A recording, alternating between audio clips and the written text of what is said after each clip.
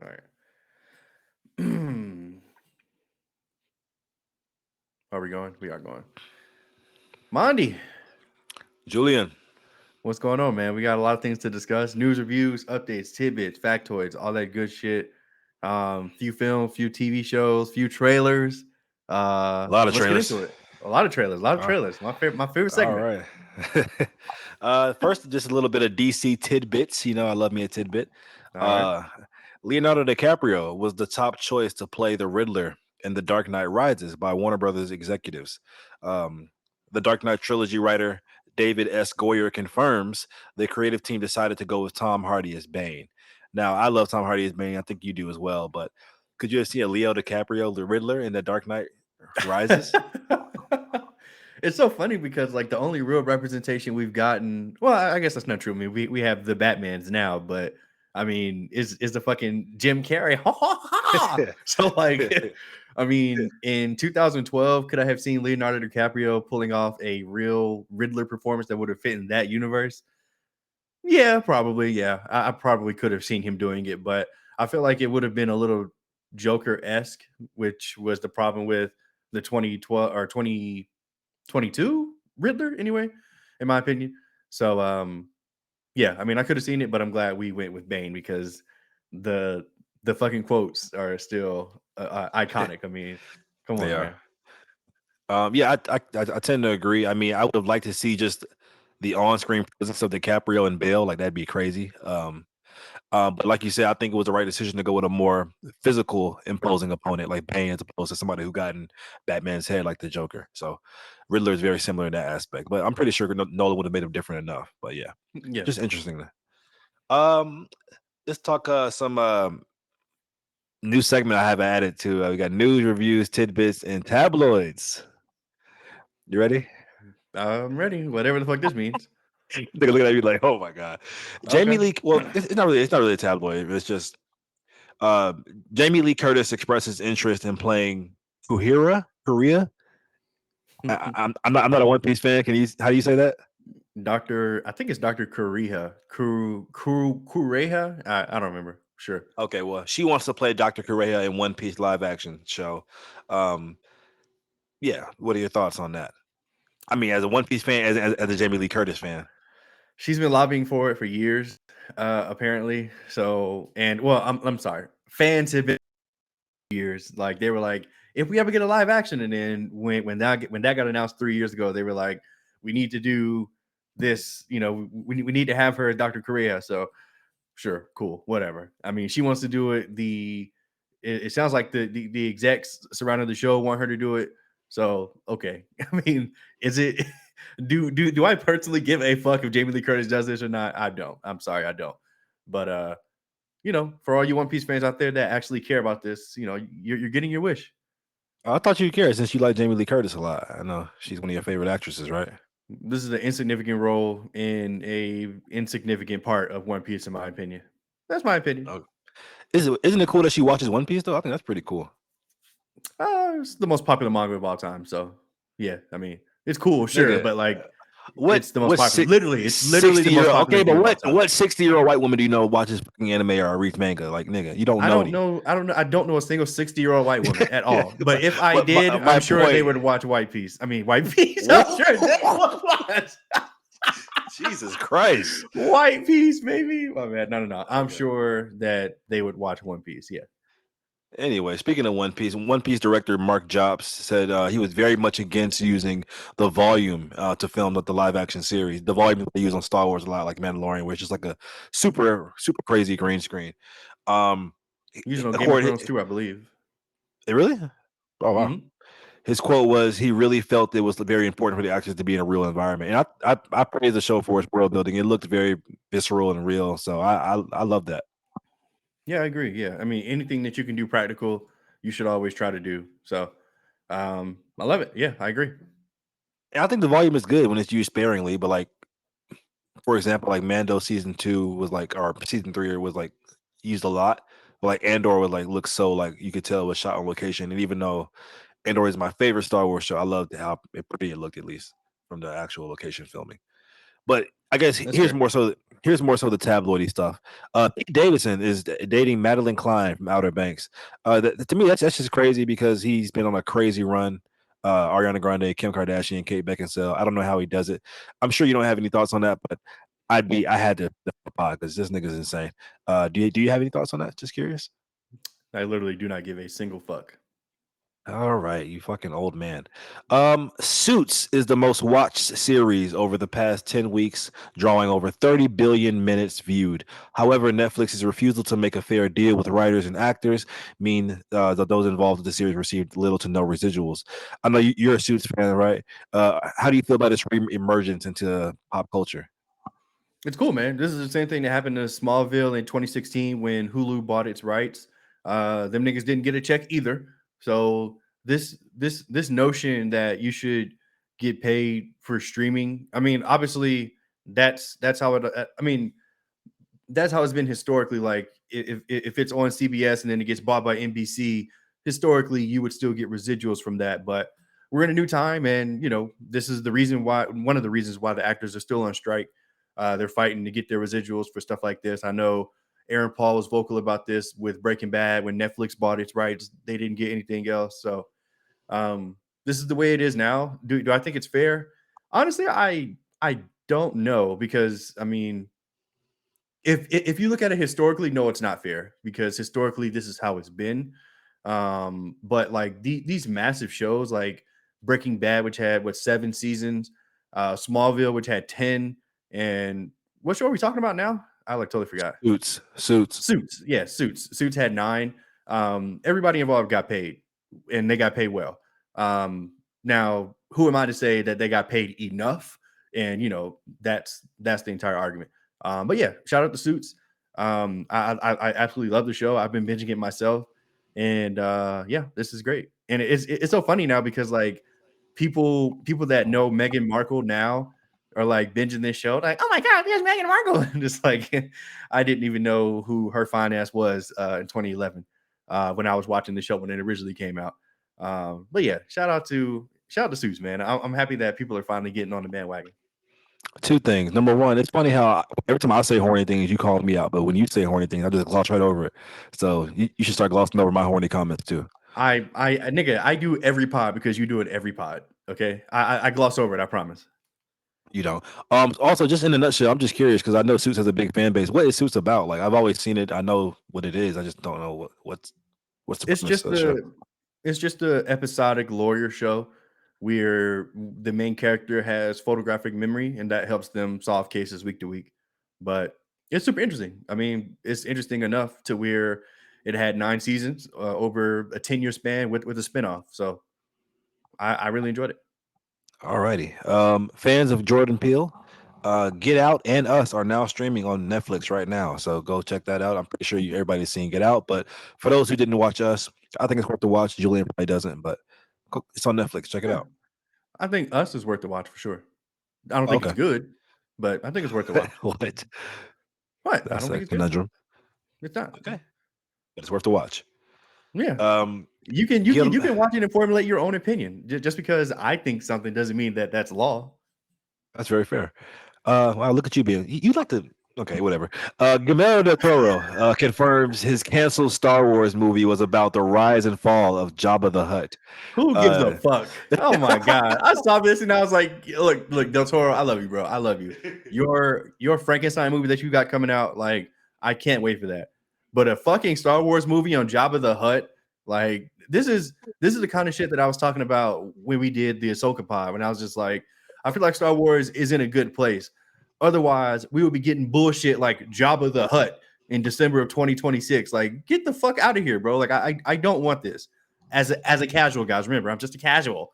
Now, if you fucking diehards are really finna tell me, bro, I can't wait, Jabba the Hutt, bro, did you see him? Like, fuck y'all. Like, get the fuck out of here. I'm sorry. Go ahead, Monty. What do you think? I so look, I get your sentiment you're trying to make, and I tend to agree. Uh-oh.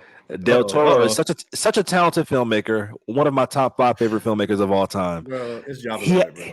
he there's no way he's gonna just phone this in or make this. It's gonna be so interesting. It's gonna be so many cool technical monster effects, and he's gonna turn Jabba the Hutt into a more beloved Star Wars character than he already is. So I'd be here for it, to be honest. I want You're a my Del fucking Toro dork. Jabba the Hutt movie. I am. Oh my Whatever. god. Interesting fact here: only 37% of viewers finished The Rings of Power. That's the Lord of the Rings show that came out last year on Amazon Prime with like the huge budget. So this show came and went. I mean, it was Amazon Prime's response to Game of Thrones. Their chance to try to rival something like that, and it kind of failed miserably. To be honest, yeah, I enjoyed the show, but what are your thoughts on just that? That's a crazy viewership drop off. It is. It is indeed. I mean, basically, only a third of the people decided to watch it all the way through. That's kind of crazy. I mean, No, damn. two-thirds of the people. Oh, I'm sorry. Okay, okay. Mistook the stat. Okay, so yeah, 30% of the people didn't finish it, and then the No, rest of them. no, I'm sorry, you're right. You're right. Only 37% of viewers actually did finish the show. You're right. One third. Okay, Wow. yeah. Jesus Christ. So yeah, back to my original point. Jesus, that's crazy. Only a third of the people that decided to watch it were like, "Fuck this." But look, yeah. I mean, it. Obviously, I don't watch Lord of the Rings. I didn't watch this show, but I heard, like you said, from you and others that it was fine and enjoyable for what it was. But I guess it just didn't. It didn't make you, I don't know, nostalgic enough to want more. I guess. Yeah, because Yeah. because Lord of the Rings is such a perfect trilogy. I mean, it's just fans just wanted something on that caliber, and it just wasn't. But it was still a fine watch. I'm looking forward to season two, but it was nowhere near Peter Jackson's original trilogy. Speaking of that, I've said this before. I'm going to keep advertising it every time, bro. Just watch Lord of the Rings one day. I If you, uh, it's got everything you would want. If you like Game of I Thrones, if you like I Harry know. Potter, Yep. I don't see why you've been putting it on the back burner for so long. Like, enter the nerddom, please. Nah, I don't know. I don't know. We'll see. That's just so crazy how you just won't watch like this classic ass trilogy. Anyway, interesting fact, guys. Shrek Swamp from the movie Shrek is available to book. Well, not the actual swamp because that was CG. But anyway, Shrek Swamp available to book to stay on Airbnb beginning October 13th. It's a luxury getaway located in Highland Council, Scotland, in the UK. If you guys go online, look at the pictures. It looks just like his swamp from the actual animated movie. I think it's just really cool. So all my Shrek enthusiasts out there, I think you're in for a treat. Next. Scream 7 will reportedly take place during the Christmas holidays. So they're closing out the trilogy during Christmas time. What are your thoughts? I know you're a big fan of the new Scream revamp. Yeah, man. Whatever happened to Christmas movies being about fucking Christmas? Holy shit. It's like it's like a trailer coming up where like it's about revenge. The new Scream is going to be a slasher. Last year we got the David Harbour killer Christmas thing. Like, Yeah. what happened to just having it about Christmas? Anyway, Scream 7 set. I mean, I'll be I there want opening 50 night. pranks.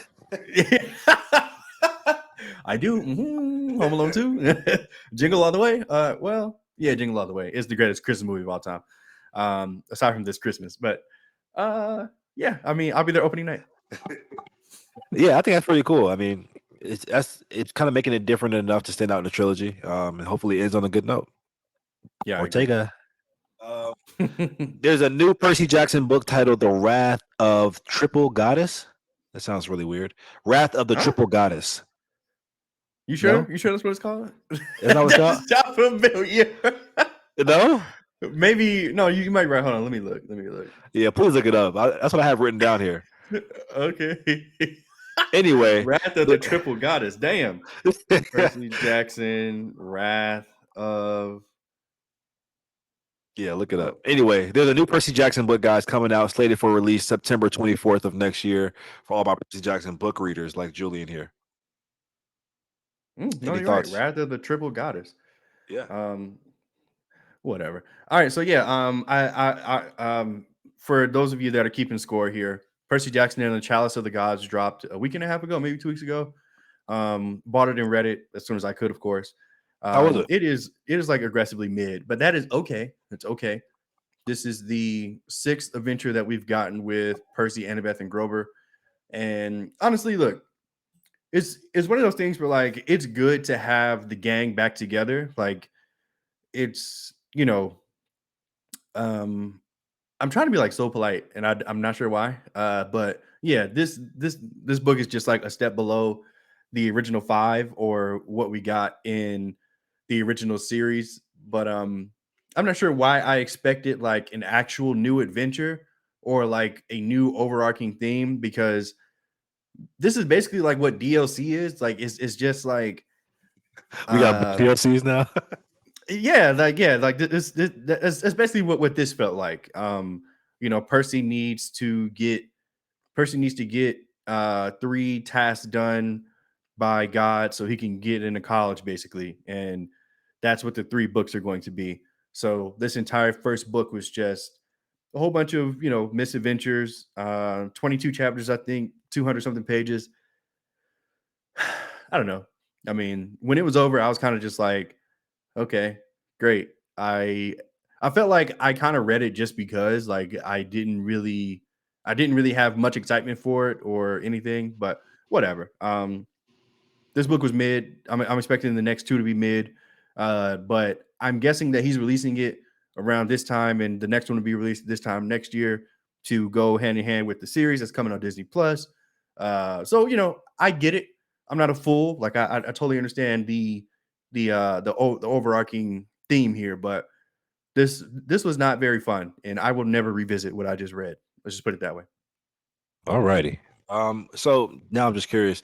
So he's aging in the books. Obviously, he's going to college. So there's like a college camp blood, or he's going like actual college.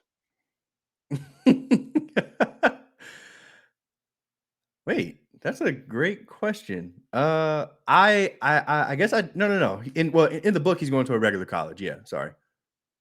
Like he needs to As complete 3 tasks to go go to ahead. regular college. Nick, he needs to complete 3 tasks to go to Georgia State. What? Maybe it isn't a regular college then. Did It's you read the some book? I thought it was like Stanford. I mean, the college is irrelevant. I mean, but I mean, because look, as they get older, the monsters and the threat to their life goes down because they're more apt to be able to defend themselves. So um, I really can't remember if it's a public college, but now that you mention it, it has to be some kind of like demigod college, I guess, or otherwise, yeah. Like why the fuck would he need 3 letters of recommendation from the gods to go to Georgia State? Like what? I mean, you know what? Now I've got to find out because there's no way that this nigga's just going to like Stanford or something. Oh, But like he okay. needs these letters of recommendation. Okay, well, interesting. Well, guys, it's time for the review section of our pod. Do you have any shows besides Ahsoka that you watched? Oh, I forgot about Ahsoka. Shows? No, I think I just have movies. Okay, so guys, we do have a full length Ahsoka pod out right now on YouTube and on all um what's this called, podcast platforms. So look that up.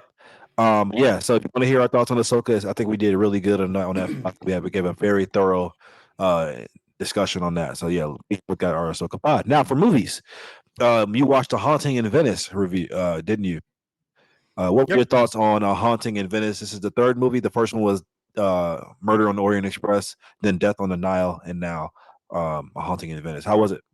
Yeah. So, as you so aptly put, I literally didn't realize it was a trilogy. It was the same guy coming back in every single one of these movies, and I was just like, "Oh, there he is again." Like I don't know why I just didn't put it in my head that it's a trilogy. I actually want to Um, call you stupid for that, but go ahead. you can, no, it's okay, you can. Okay, you're Um, stupid. yeah. So look, I mean, look, every one of these like whodunits are practically the same in that you know you get this big, you big this Jesus Christ, you get this big ensemble together, and something happens to one of the ensemble, and you know there's a mystery, and you have to solve the mystery, and I will say this one handled it a little differently than most because of the supernatural element that that was basically you know teased in the trailers and then displayed in the film. I actually thought that it added a clever wrinkle to the whodunits that we've been getting, because it seems like we've been getting one a year, one every other year, something like that, between these and the Knives Out one. So um, but look, I mean, I'm obviously I'm not going to spoil the movie because the entire fun of it is the who done it. But I will say that every single one of these is just like, wow, okay, like I thought I knew, and then I thought I knew again, and then okay, here's the real truth. So this one delivered in that same aspect of, I mean, just like the other ones. The cast was great, I mean, just like the other ones, but I don't know. Uh, it doesn't really stand out in terms of like in terms of like any of the other whodunits that we've seen. But it was still like, you know, a good time at the theater. But if I would have watched this on Netflix, I would have been just as satisfied. So yeah, I mean, I ended up giving it a B. Like it's a good time. I really enjoyed it, and like I said, like the cast was great. The whodunit was great. Like it landed for me. But like it didn't necessarily like exceed my expectations, if that makes any sense. So I Any give it a B. any It was a good movie. any standouts in the cast? Tina Fey, Michelle Yeoh, anybody stand out or not really? No, I mean, I thought they all did good with the time that they had. All You right, know what? great I rating. will say this: there was a child actor in here who was actually great, which is crazy coming from me because typically I think all child actors are just terrible. But there was a child actor in this. He was involved in the plot. He was fantastic, I'll say. So yeah, All right, shout thank out to you him. for that enthusiastic review. So I saw three movies. The first one was a Hulu movie called No One Will Save You, and the other two were The Creator and The Exorcist Believer. Did you watch any movies outside of that? Yeah, I saw The Creator. I didn't get to see Exorcist yet or Saw, but I'll go check one of those out tomorrow. Okay. So I'll do No One Will Save You first. This is a movie that's now streaming on Hulu. I heard nothing about this movie. I just heard from word of mouth. I saw it on Twitter, Instagram. People were saying how good it was. I was like, okay. Typically, I'm very skeptical against trusting the opinions of regulars, uh, or ants, as you call them. But I went ahead and did it. Jesse, if you're listening, fuck you. You had a whole paragraph on Instagram about how this movie is like best of the year and life changing or some shit. Yeah, it's not. This movie does combine two things I really enjoy though, which is sci-fi, aliens, and like horror. I love that combination. It's like peanut butter and jelly to me. So I was like, okay, yeah, I'm already in. This movie's only an hour and a half long, and it gets popping in the first 10 minutes. I'm talking about like aliens busting down the house, busting down the door, trying to grab your ass. I was like, oh shit! So that was very good and surprising. The alien design is actually pretty cool. You can tell the budget here pretty low, but that's cool. You know, I don't fault movies for having low budgets. But what they do with the budget, I think they maximize it as much as they can. Um, the aliens move like how like a demonic demon would move. A demonic demon. All demons are demonic. How a demon would move. So that's pretty cool. Kind of added to the horror aspect of it. Didn't scare me, but I've said this on the pod many times before. I never get scared in a scary movie, so I'm a terrible meter to kind of judge that by. Um, I appreciate the writer director for trying something different at the end of the movie. Like it's an ending that's like okay, that's a choice. That's a unique ending. But it didn't land for me in terms of the payoff. After what we got for that hour and a half prior, and so I gave the movie. I believe I gave it like a C minus. But it's one of those movies where I guess, like you said, I would recommend it to people to watch. I think like teens love this movie because there's so many moments like, oh shit, like you know, like to the to like a novice person when it comes to horror, they'd be like, oh, this is pretty good. But for somebody like I think me and you who pretty much delved and you know we've seen everything when it comes to horror, it doesn't really offer anything that new. But I recommend it for people who like watch it like a group setting or like young people who are just getting into horror. So yeah, No One Will Save You now streaming on Hulu. Let's talk the creator. Please give me your thoughts on this. The new movie starring John David Washington from Yeah, Gareth man. Edwards. Yeah, Yeah, director of Rogue One. yeah. But anyway, we can look. Or did he Yeah, direct? or did it? You Yeah, know, there's a whole theory Dave Filoni really didn't. Well, go ahead. who cares? Yeah. So look, the creator. When I saw the trailer for this film, I was just like, wow, like this looks amazing. It looks like a beautifully crafted world. It looks like an interesting story, and I'm a sucker for the man versus machine plot line. Like I just am. Like I typically love it in any aspect. Like it's always good enough to just get me. Um, but man, I was just disappointed when the movie was over for this, man. I really was. And you know, I think the biggest thing was because it kind of built me into something that the film really wasn't, which is the man versus machine thing. Like that's not really what this movie was about. This movie was more so like a love story, which you know that's cool in some aspects, but you know when you're like risking the entirety of your race for some pussy, it kind of like raises some eyebrows in my realm, in Don't my opinion. don't reduce it to What that, Julian. Don't reduce it to that. I get what you're saying, but don't reduce the movie to this that. can you okay, well, you can fucking wait and you can give your review about what you thought, but this is how the movie impacted me. Okay, I thought that I was going to get some epic story, and I got a nigga chasing his wife the entire movie, and that's not what I wanted. So I was disappointed when the movie was over. I really was. I thought that this movie presented some great ideas, and I thought that like this probably could have had sequels. Like this could have been another damn, what is it called when movies have more than one movie? Like Trilogy? no, like Franchise? a franchise. Thank you, Jesus Christ. Yeah, I thought easily this this could have been like a franchise, like a new blooming franchise, but that all went to hell at like the hour mark, in my opinion. But yeah, look, there were some really good things about this movie. Like I liked the idea of being able to bring somebody back for 30 seconds or whatever it was, and to be able to like download their data, and you get to speak to them one last time, whatever. Like I thought that that could have been used a little more, or I mean, it was used well in the last scene with him and his wife. But yeah, whatever. The the little kid was hilarious throughout the entire film. Like I actually really enjoyed her. Where again, child actors are just hit or miss for me. And I thought that the little girl, robot girl, was great in this. But yeah, John David Washington, man, I just um, I mean, he did nothing wrong, like as far as like acting, like, but I think we all know that he can do that. But in terms from a narrative standpoint, and I guess I can just blame the writers or John David or Gareth Edwards or whomever is responsible for this. Uh, this whole narrative of like the Americans are just they're just stupid, like they're bullies and they're stupid. And look, that's how a lot of people from outside this, well, inside too, view us, which is fine. um, but like this notion that they didn't know that the missile strike was caused Don't by don't humans. don't don't don't spoil anything for people who haven't seen it yet. Well, spoiler, fuck them. This notion that like they didn't know after all these years that was human error, and that they're just gonna pound that we need to kill the machines. Like that's okay. But look, whatever. Like I said, this movie just didn't give me what was advertised, in my opinion. My read from the trailer was just completely wrong, and a lot of times that's not necessarily a bad thing. But you've got to give me something, and I just don't think that this movie gave me enough of what I wanted. I ended up giving it a C. It was just average for me. Why would you not want to spoil the fucking haunting in Venice, but you do want to spoil the creator? I'm just curious. Like, what's your Nigga, logic that, behind that's that? that's that's like a minor plot point in the movie. Like, what do you mean? It's Like, kind I'm of I'm, kind of I'm a not big going to thing, give away actually. who done it. Okay, all right.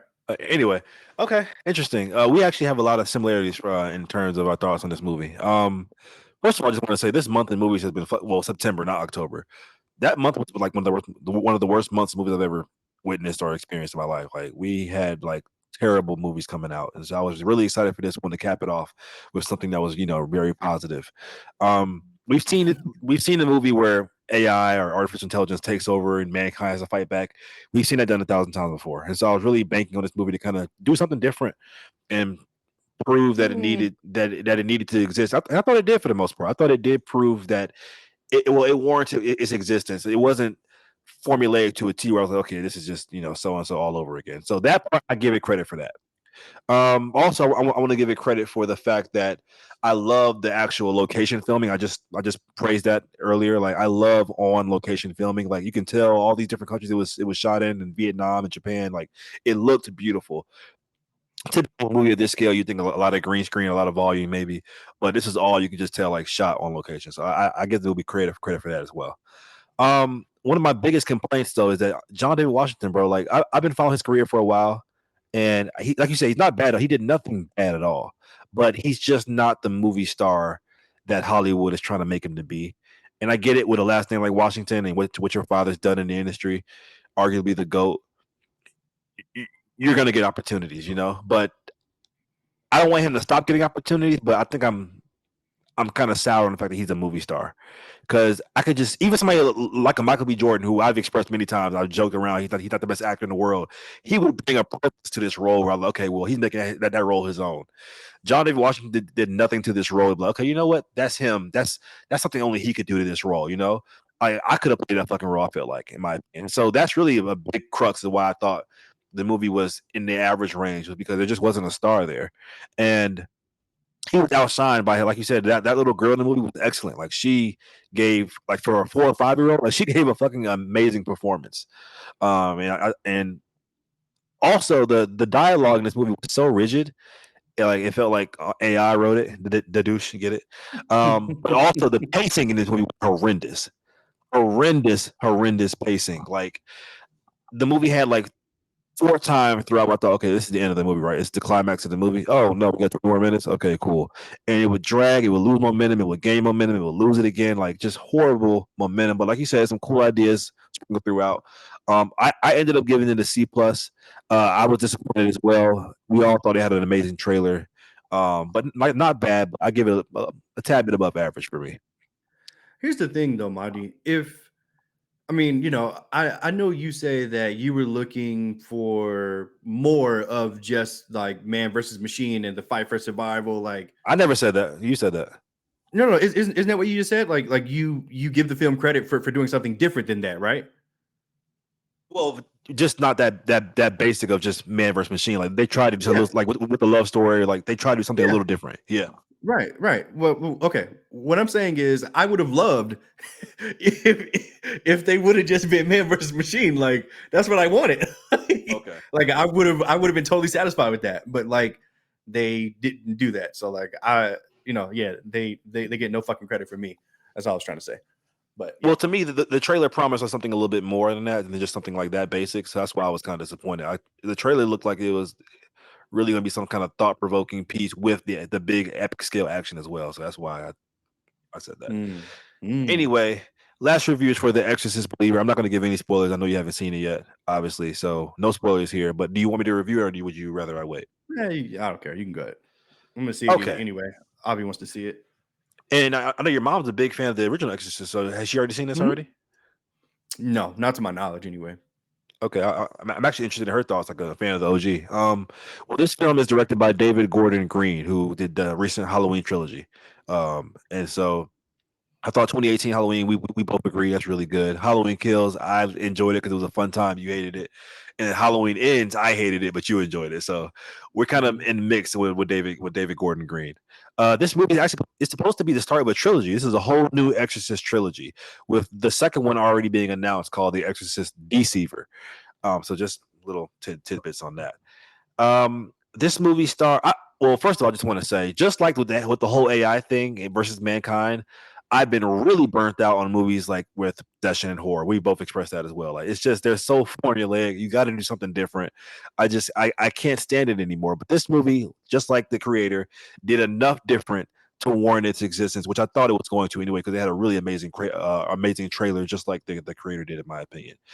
And it did something very smart, which is you would think would be so simple and that every filmmaker would understand, but it took its time with a good setup. And at its core, there was an actual decent to good storyline. And you think like, yeah, duh, like shouldn't every movie do that? You'd be fucking surprised. I'd say 85% of horror movies don't give a fuck about setup. All they care about is the jump scares and whatever. And so all the best horror movies, in my opinion, or really just any genre of film, the movies, whether it be superhero movies, love stories, the movies that focus on just telling a good core story, and then all the stuff sprinkled around it is just like the fluff, which makes it a certain genre. Those are the best movies, right? Can you agree with that? For sure. Okay, cool. So I thought this movie did a really good job of doing so. Um, this movie stars Leslie Odom Jr., who I'm a big fan of. He brings such a great role, a great sense of sincerity to the role. I never thought I'd see a black man star in an Exorcist movie, and I'm glad we got him. Um, the two little girls in this movie who are the possessed did amazing. Like they were just like another really great child performance here on both ends. The white girl and the black girl, really surprised by them. For fans of the OG film, came out in '73. They're all, if you've seen the trailer, you already know there's definitely some people that return, some legacy characters that Scream would call them.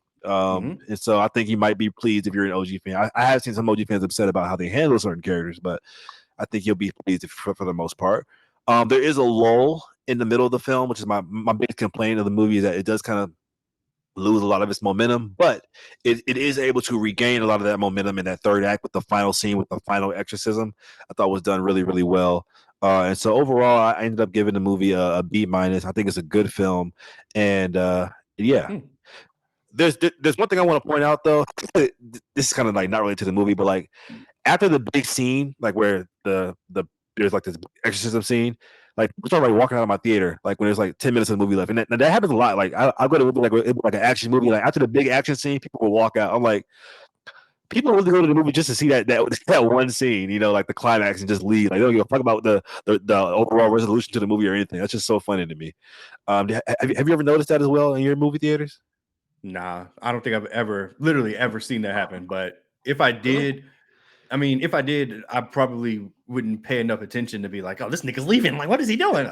Fuck you, nigga. I'm watching a movie. I mean, I don't I, care, but like typically it's teens who just come there, I guess, just as you know, they don't really care about film. They just want to whoa, see. whoa, whoa, whoa, whoa, whoa, whoa. There are teenagers allowed at your movie theater?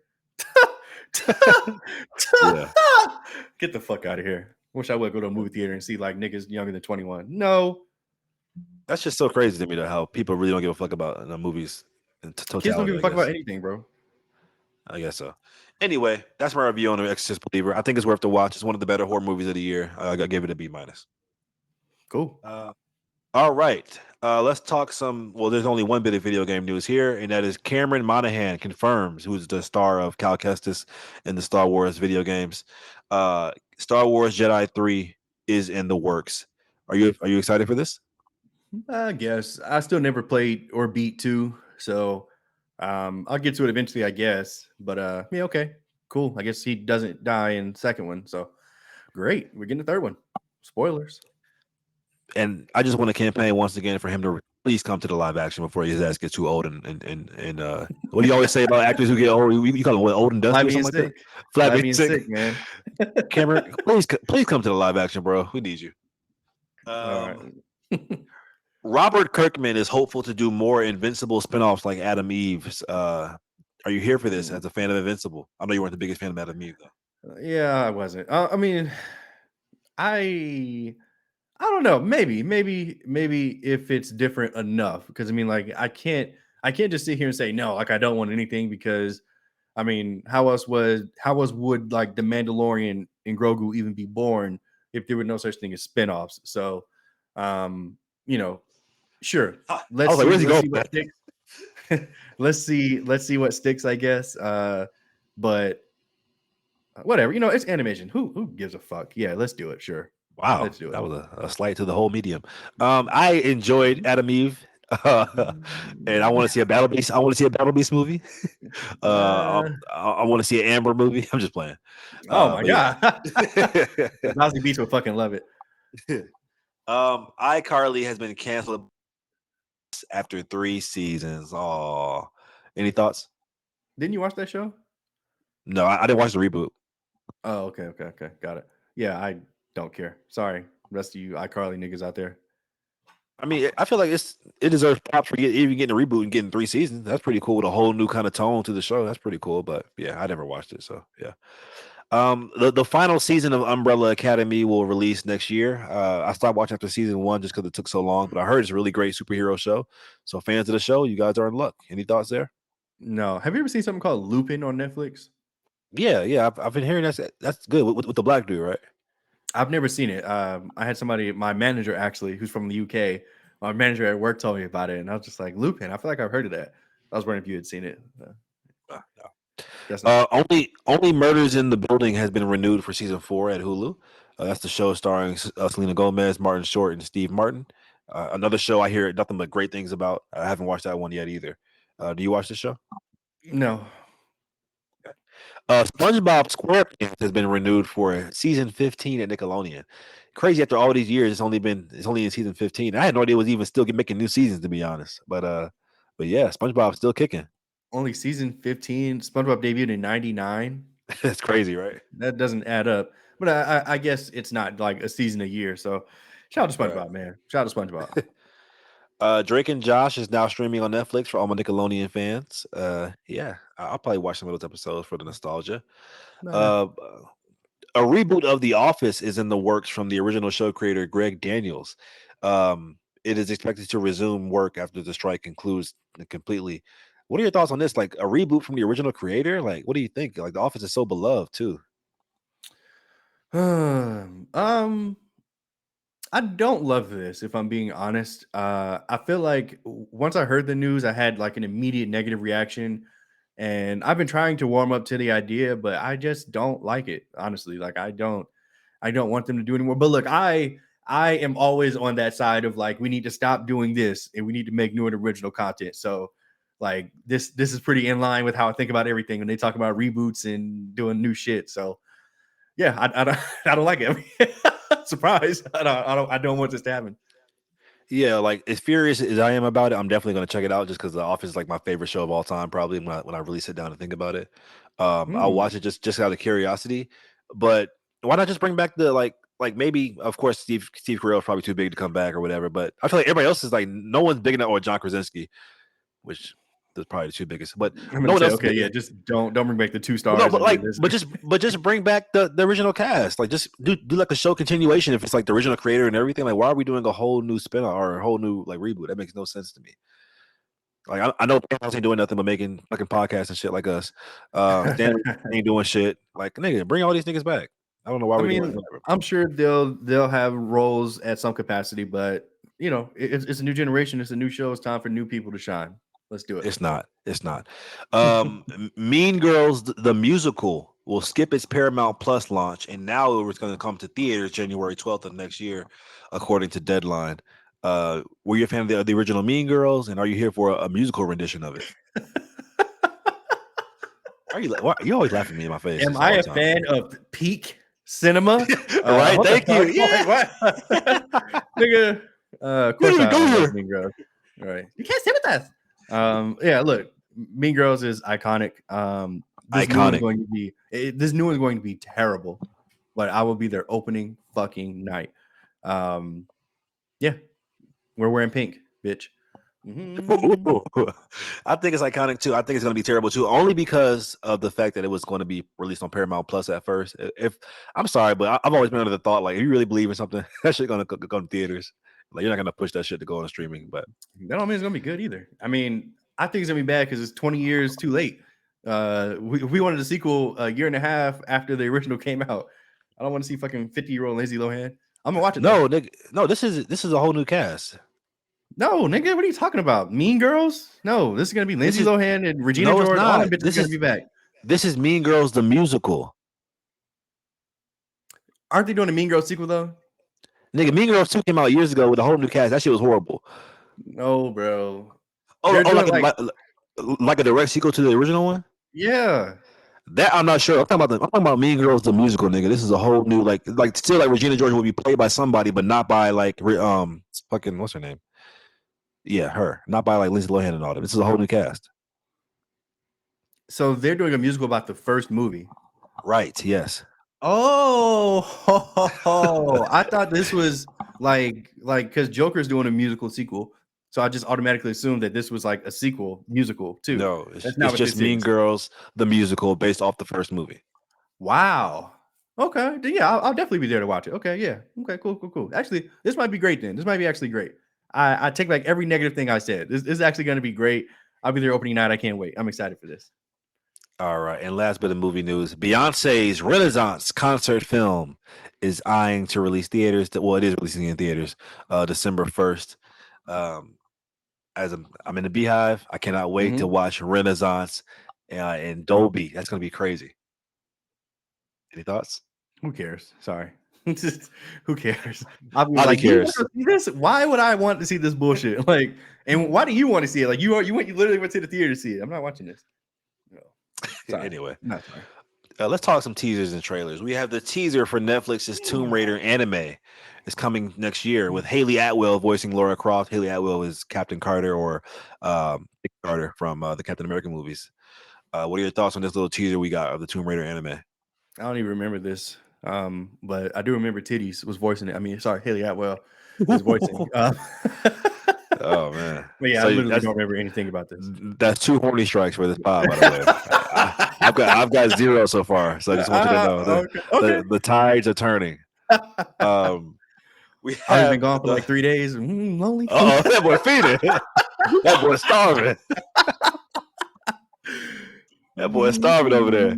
Hey, look, you're in Vegas. Why don't you just get go and Why pay don't for I? some?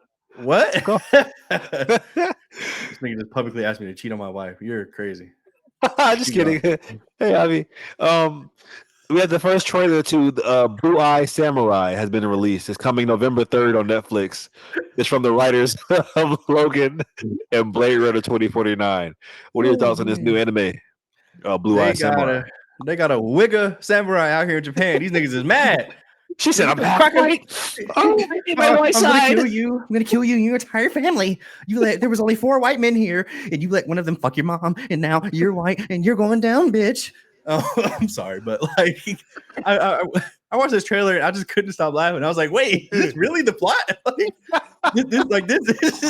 this is like a 2.5 minute trailer. Like I just told you what this movie's gonna be about. Like these Yes, niggas is mad that there is a half white samurai now, and the samurai herself is like, I'm gonna eradicate all you motherfuckers. I'm going. Um, The plot of this movie is I'm going to kill all white people in Japan. And I love that. I love that. yeah, this is crazy. I will not be watching this. I'm sorry, but shout out to anybody that's gonna watch this White Eye Samurai. Is that what it's called? Blue Eye Samurai. Whatever. Blue eyes, blue eyes, white dragon. Yeah, damn, that's I crazy. mean, all jokes aside, the plot is kind of ridiculous, but the animation is beautiful. It's got some really some like notable voice names in there. So I might check it out. We'll see. Mm. Angus Cloud stars in the first trailer for Your Lucky Day in theaters November 10th and on digital November 14th. What are your thoughts on the new Angus? First of all, rest in peace to Angus Cloud, Fez from Euphoria. What are Yeah, your thoughts on this movie? I. This is gonna sound horrible to say, but I didn't really think that he talked like that. I thought like that was just like a Euphoria thing, but like Yeah, well, nah, like this is his real cadence. You know what I mean? So that's cool. This is just lottery ticket gone bad. Like this is like what would have happened if Lil Bow Wow like didn't make it. Um, so he nigga went to lottery ticket. He decided to hold him up, and then they unleashed this master plan to get the ticket cash. So Monty, I'm sorry. Angus Cloud, I'm sorry. I'm not watching this movie. Uh, yeah, yeah. but I know you're going to. You tell me how it is. I'm actually not. Rest in peace, Angus Cloud. I love you. Damn. But this movie looked, yeah, it didn't even look bad. It just looked like not interesting at all. So yeah, unfortunately, we have the trailer for Matthew Vaughn's new film. Matthew Vaughn is the director of movies like X-Men First Class and the Kingsman series, called Argyle. The film stars a huge cast of Henry Cavill, Dua Lipa, Bryce Dallas Howard, another white queen there, Sam Rockwell, John Cena, Samuel L. Jackson, Bryan Cranston, and many more. What are your thoughts on the new spy thriller comedy from Matthew Vaughn? So I saw this trailer when I was going to see the creator, I believe, but I got in a little late that day, and I caught like the last minute of it, and I totally forgot to go back and watch the rest of it. But the vibe I got was more comedy than anything. But like I said, I saw the last minute. Um, so you're gonna have to tell me what you think about this and this star-studded cast. Yeah, well, it looks fun, and I trust Matthew Vaughn. I mean, I'm a fan of most of his movies. He brings fun to the spy genre. Just action sequences from him are really always really good. Stat cast. Henry Cavill got a box cut for some reason in this movie. That shit looks nuts. But yeah, I'll check it out as a fan of the Kingsman series. Yeah, I'll check it out. Okay, We have very the trailer enthusiastic. for A24's Priscilla. This is the movie starring Jacob Elordi from Euphoria, who plays Nate. This is a movie about basically Elvis's wife Priscilla, and apparently Elvis fans are going livid online right now because this movie will depict him for who he really was to his wife, which they say he's a monster and abuser. And yeah, it's they've been going crazy. Elvis fans are like, "Not, don't release this shit. It's not true, or if it is true, just shh." So, Mm. what are your thoughts on this trailer? Yeah, shout out to Jacob Elordi. This nigga's like 7'1". He was towering over literally everybody in every scene. I thought it was weird. Um, Apparently the girl was underage too at the time, which was another thing I saw people were talking about. But I do not care about this. If Elvis was a dirtbag, he's been dead for 50 fucking years. I don't care. He's burning in hell if he was a dirtbag. So sorry, I don't care about his story. I don't find his life interesting at all. Not a fan of his music. Don't care. Mind you. But I know you love Okay. the Austin Butler performance. So Yeah, I know you're raring to go. You want some more Elvis content, don't you? I loved Austin Butler's Elvis, and I'm not gonna shit on Elvis like you did, but yeah, movie A24, whatever. Nate is playing, or Jake Malloy is playing another abuser. He Yeah. gets typecast in these roles. I remember it was rumored that he was gonna be before David Cornsway got cast as Superman. It was rumored that he was in the running. Could you have seen him as Superman? No. 6'5", And I'm 6'5"? no. No. I'm glad he didn't get it. Okay, just curious. Mahershala Ali, Julia Roberts, Ethan Hawke, Kevin Bacon, and more star in the trailer for Leave the World Behind, coming December 8th on Netflix.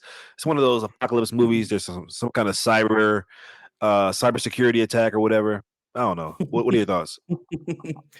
Yeah, it looked a little supernatural, apocalyptic. So this looks like is this releasing on Netflix or in theaters? Do you know?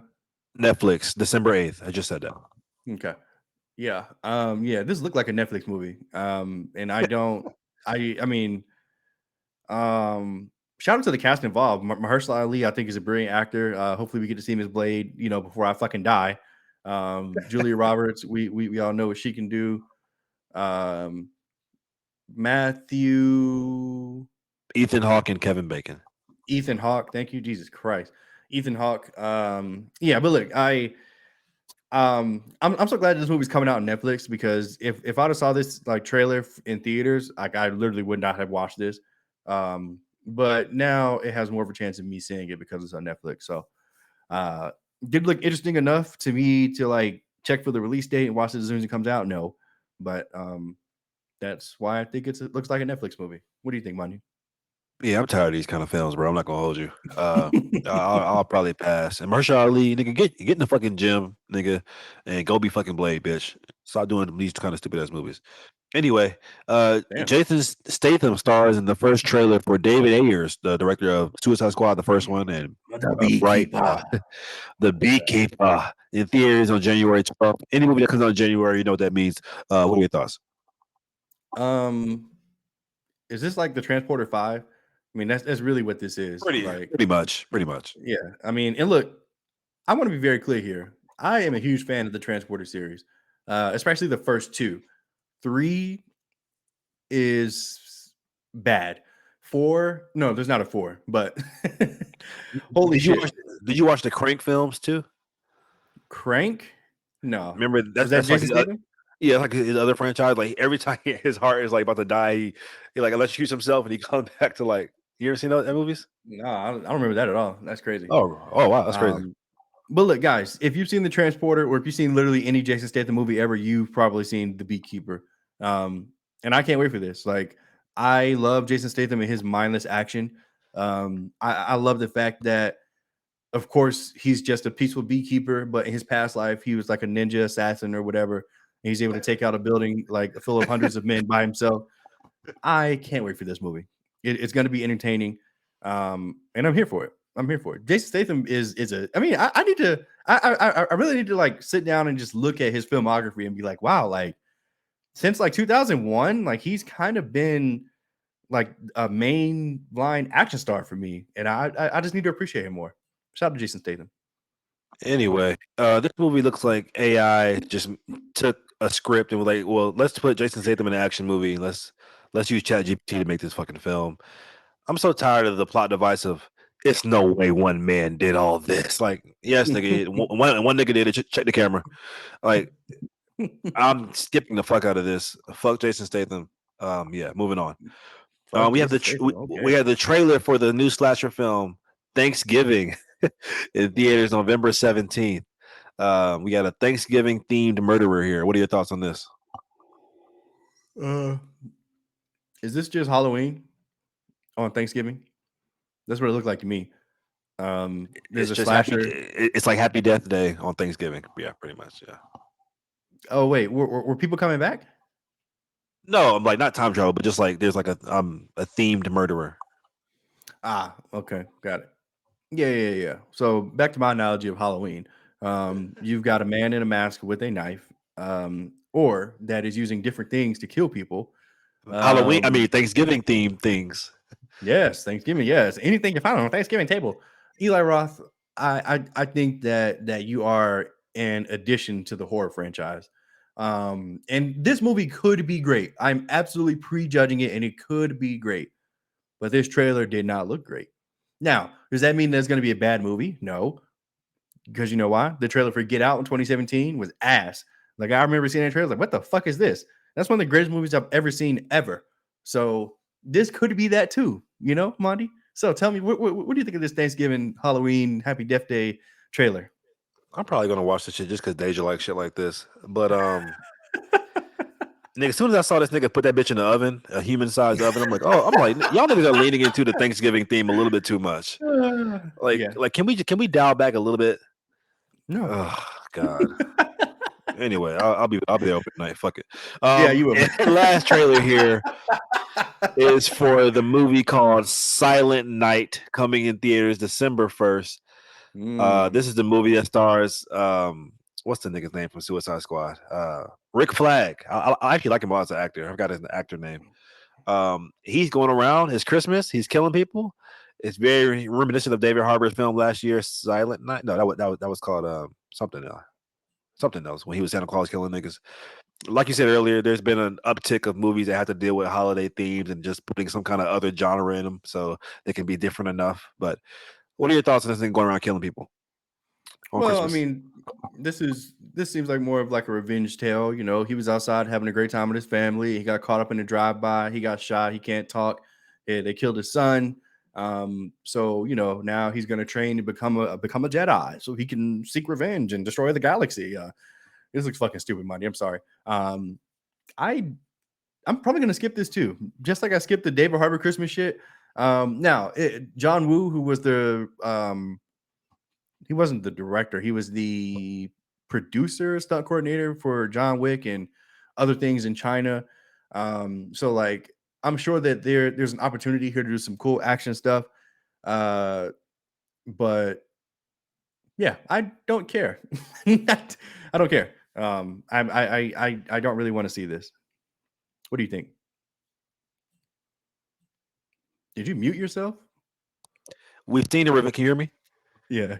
We've seen the revenge tale done 1,000 times before, even with like Beekeeper, which we just had a little review on. This movie, oh God, I thought you loved revenge, Monty. What do you mean? I do, but with Sisu, John Wick, all this kind of shit. You think I said I do. But this movie, but there's this one quote I saw. I was like, you know what? I'll be in the theater, and this quote is this right here: "The whole movie is without dialogue. It allowed me to use visuals to tell the story, to tell how the character feels. We are using music instead of language, and the movie is all about sight and sound." So that gave me a little bit more. I was like, you know what? Okay, they're trying something a little different here, and I'm curious, so I'll be there because I want to see a movie without dialogue with this kind of film. Okay. I like that. That's very intriguing as well. We'll see what happens. All right. And last bit of news here, guys, is just rest in peace to Dumbledore actor Michael Gambon, who has died at 82. Apparently, he died peacefully with family at his side following a bout of pneumonia. We are both big Harry Potter fans here. Michael Gambon, rest in peace, man. You were an amazing Dumbledore. Yeah, man. You know, stepping into the shoes of Dumbledore and Prisoner of Azkaban, and then you know portraying him all the way through. It's just it's crazy, man. Like another figure from basically my childhood into my young adulthood is just gone. 82 pneumonia. That's crazy. Yeah, man. Did you see like all the celebration that people were doing, like the throwing up the wands and stuff, like at the Yeah. end of Half Blood Prince? I thought that was super cool. That was cool. I also saw people posting gifs of him falling out of the tower when Snape used the killing curse on him. I'm like that was just distasteful to me, but yeah. Why are you laughing? Anyway, I did see that and I thought that was sweet. So Once again, rest in peace, Michael Gambon, man. Man, the whole Harry Potter Yeah. cast is they're getting chopped off. Jesus Christ. Yeah, man, it's a lot. It is. It really is. I mean, We had Robbie especially like Coltrane. especially like the teachers and the staff who was older doing shooting. I mean, obviously, all of the kids are still pretty much here, but I think all of them are. But yeah, like Professor Snape now Dumbledore, Hagrid's gone, Lucretia Malfoy's gone. McGonagall, don't you dare, bitch. Don't you dare, bitch. Yeah. But yeah. Vernon Dursley. I know I'm missing a few, but yeah, man. Rest in peace to Michael Gambon, man. Rest in fucking peace. Damn. Why do you always like laugh? Anyway, guys, that wraps it up. Julian is like the most morbid nigga I've ever met in my life.